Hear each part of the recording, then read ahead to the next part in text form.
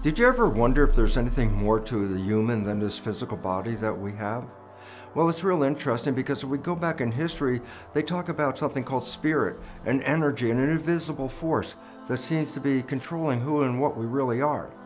Quantum physics emphasizes that the universe is not really split into two realms, a material realm and an energetic realm. Quantum physics reveals that everything is made out of energy.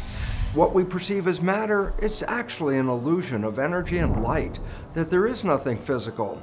You know, what do you mean? I say, well, first of all, a very simple fact. When physicists started to take the atom apart and find there were things inside such as protons, neutrons, and electrons, then they say, yeah, but what are those things made out of? Then they got down to smaller things like quarks, and then I say, yeah, but what were they made out of? And ultimately what physicists recognized was at the fundamental core of an atom, there is nothing material at all. It's an energy vortex. It's a powerful energy field, and that all atoms are these energy fields. And the significance about that is, well, atoms make up humans. And so by definition, we perceive ourselves as physical structures, but according to quantum physics, we're energy vortices. Imagine a cell as a television set, and that the environmental signal, like a broadcast, is being picked up by the antennas on that television set.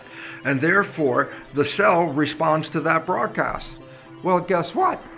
Everyone has a different set of antennas, so by definition, everyone is receiving a different broadcast field.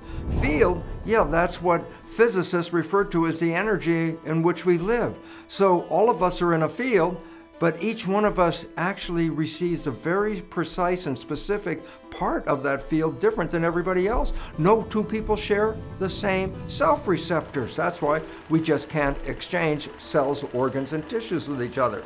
Now comes an interesting part. If the cell is like a television receiving a broadcast, then consider this. What happens if you're watching your TV and it breaks? We say the TV's dead. I go, yeah. But now the question is this, yes, the TV just died, but is the broadcast still there that I was watching? The answer, of course it's still there. The television's gone, the broadcast is present. I say, how would you know? Well, one way of knowing, get another TV set, plug it in, turn it on, and tune it to the right station, and the show is back on air. Well, this would apply directly to humans as well. I have an identity due to a set of receptors receiving an environmental signal. If I die, I have no more reception, and therefore my broadcast exists, but there's no TV to express it. If an embryo shows up in the future with the same set of self-receptors that I have, well then guess what? I'm back online in a different TV. Does it have to be a male or female TV? Nope, that's the TV. Well, how about, is it black, white, brown, red, yellow? No, that's the TV. That's not who you are.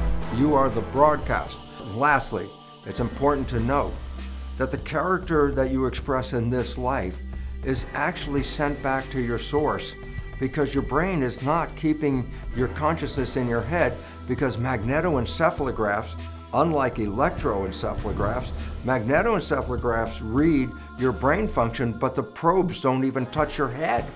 There's a very important concept right here. Your thoughts are not contained in your head. They're broadcast into the field. And as Einstein emphasized, the field is the sole governing agency of the particle, matter.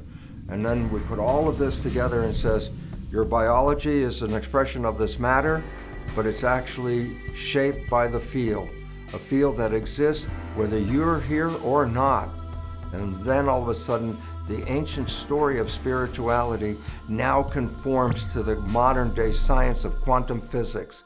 You're a field, you're a spirit, you're more than this. And when you understand that, it is the first step towards your personal empowerment.